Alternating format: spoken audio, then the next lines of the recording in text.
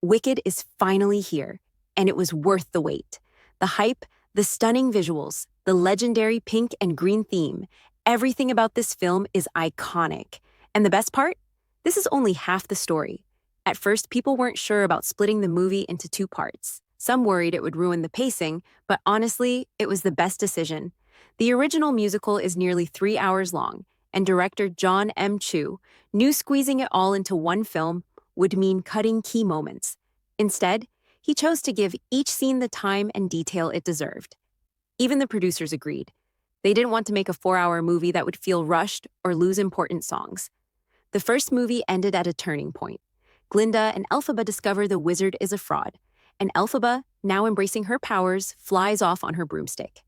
It was the perfect cliffhanger, staying true to the Broadway version while leaving fans eager for more.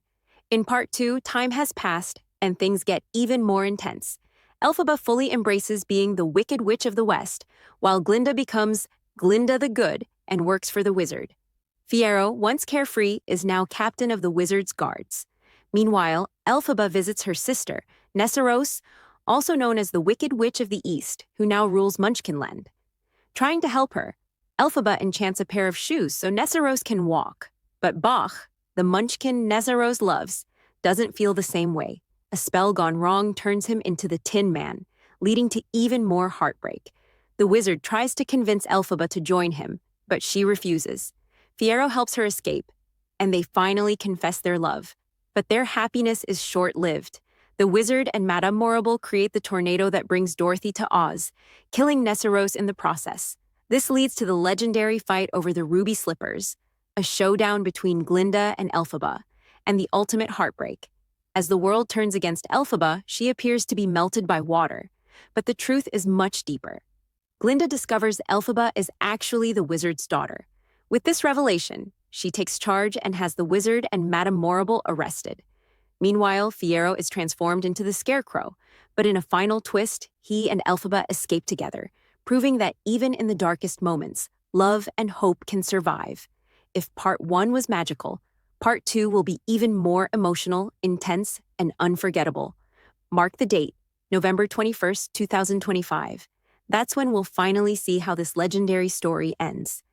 The cast and crew have poured their hearts into this film. Cynthia Erivo, Elphaba, called it the greatest gift of her career, while Ariana Grande, Glinda, shared how every single day on set felt special. Their chemistry and passion are already making this one of the most talked about musical adaptations ever. And let's not forget the press tour. Cynthia and Ariana practically became a meme for getting emotional in every interview. But can you blame them? This isn't just another movie, it's a cultural moment. Wicked has always been more than just a musical. It's a story about friendship, love, power, and standing up for what's right, even when the whole world is against you.